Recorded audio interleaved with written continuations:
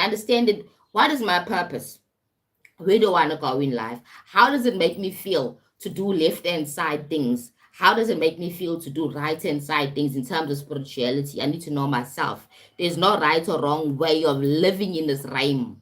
There's no right or wrong way of living in this realm. In the mundane, they got laws, yes, but yeah, we're talking about spirituality in your spiritual level, where the laws of the physical mundane laws don't touch. You understand, right? Let me continue. It's to alleviate your consciousness, to master yourself. Right? Higher magic is about alignment. It's about your higher consciousness. It's about you doing what you're supposed to do. Yeah. Remembering who you are.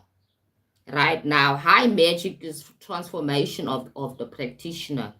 It changes you first, then your reality. You see, manifesting is about changing you first, and then you're able to change your reality. It's what we're hearing now about manifesting. Recently, there's a lot of push about changing yourself. You need to work on yourself. You need to work on yourself. And it's normal, like just do the ritual, just do the lighting the candle, doing all those little low magic practices. It's about you knowing yourself clearly. Okay. And also, a lot of people are afraid of their true selves. So, high magic or not, it's not for people that are afraid to really go in deep within themselves. Right. So as I said, it's about you changing yourself first, and then your reality. Then low magic. Yes, let's talk about low magic. Low magic is based on pagan practices. It's based on the lower population, because in history, people that practice high magic were more noble people, more higher level type of society. Right. That is why in the secret societies, you get the wealthy families, you get the big bankers, we have the big corporation members and owners of big corporations that are actually sitting in secret societies practicing high magic. Right now, the low magic is about the pagan practices. It's very rural as well. Because like if you look at Wicca, if you don't know anything about Wicca, go and Google it, right? Wicca is also a spiritual, it's actually a religion. It's a pagan religion. We can focus a lot on low magic, the basic magic things like manifesting results, everyday needs. It's about just about just about how would we call it? Living from hand to mouth, in other words. Then high magic is most like high level. You get to change yourself and you become a master of yourself, and you're able to now manifest these things. Low magic is about living from hand to mouth, manifesting just for what you need for now. Very rural, very low level, right? Kind of thing. Okay. So it's about manifesting results and everyday needs. You're using candle magic here as well. Okay. Candle magic is an example of low magic, right? Candle magic, money and love spells, very popular. That is also known as low magic, because you're not changing yourself. You're looking at something outside yourself, and you're not looking at long term. You're looking at just for now. Love spells and money spells is low magic. Now, guys, there's nothing wrong or right about low magic or high magic. I'm just giving information. Right? So all these people that love to do like money spells and love spells, they don't know that they're actually doing low magic, they're doing magical things. Prayer in a Christian church. When you are praying to God to help you for more money, you're actually performing a magical thing. You're putting a spell out there. You're actually practicing magic. Very interesting. I'm praying for a partner. I'm praying for a new job. I'm praying for this. You're actually practicing a magical principle. And you think that magic doesn't exist in a Christian church. The Christian church is made up of magic.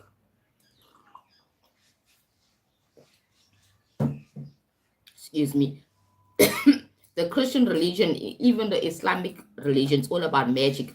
There's nothing here in this earth realm that's not magical. Everything is connected to magic. Our words are spells. Our intention and focus is powerful. We can move mountains with focus and intention in our words and our actions. That's magical. Okay. So let's go back to the low magic. So we talk about money spells and love spells is low magic. Banishing and cleansing, right, is also low magic. It also can be used in high magic as well, because every ceremonial ritual, you have to cleanse and banish first. Center yourself. You have to do those things. So there's certain practices that go across high magic and low magic practices. It's banishing, it's cleansing, because you have to do those. Okay. For any ritual, any magical, religious ritual, you have to do some sorts of cleansing. When they're doing that incense in the Christian church, they're cleansing, guys. It's called cleansing. They're cleansing you in the church. They're cleansing the environment. They're getting ready for the ritual. You understand? Yeah. So yes, these things are happening everywhere in our religion. Then the religion says, no, that's demonic. It's not demonic. It's all magical. And there's also protection jars, even like honey jars and protection jars, herbal magic, right? A hoodoo and folk magic. There's moon rituals, full moon rituals, and new moon rituals, right? There's binding spells, which is very left for my opinion. Binding spells are very left hand side, because binding spells that you're not consulting with that person, you're binding, you're going against their will. That's very left hand part type of magic, right? And it's also practiced on the right hand part as well. And then healing spells, like for example, Reiki, touching your hand, and when you're healing people. For me, I believe that's a healing spells that they use, because the Reiki practitioner has to focus on high frequency thoughts and say high frequency things when they touch you to do that healing. All that is magical, right? So let's continue. Practical and direction. The uses and the materials like herbs and oils and candles and dirt as well in terms of magic, because you can use anything for magic. Okay. Results focus, number one, accessible to everyone. You see, this is the reason why that low magic is so popular. It's accessible for everyone. Just get a candle, put some water in a glass, say your intention, write a petition, light your candle, maybe even put some sigils on your candle, maybe anoint your candle. All those things are involved, right? These are all things that are accessible to the mundane people, to the ordinary people. You don't need a lot of money for a candle. You don't need a lot of money for low magic. In high magic, you need a lot of content and information, like books, grimoires that are quite expensive. You can't get hold of them very easily. That's what makes it more expensive, right? So in high magic, you need to get those robes and stuff like that. But I think that is also not so important, but depends on the practitioner. Okay, then goals here with low magic is to influence the physical outcomes. So low magic is about influencing physical outcomes like love, money, protection, cleansing, and luck. It's all about that, right? Low magic, transformation of external circumstances, not the internal, but external circumstances. If you want to be strong in your magical practices and your spiritual practices, you need to focus on yourself, inner self, and work on your inner self. That's high magic, right? Do that whole, like, a lot of introspection. I won't call it shadow work. There's parts work and all those things. It's get very, very, very complex depending on which practitioner you're listening to. Okay, so low magic is about transformation of external circumstances, about changing your environment that affects you now at this time. Okay, you understand? That's what low magic is about. Now let's compare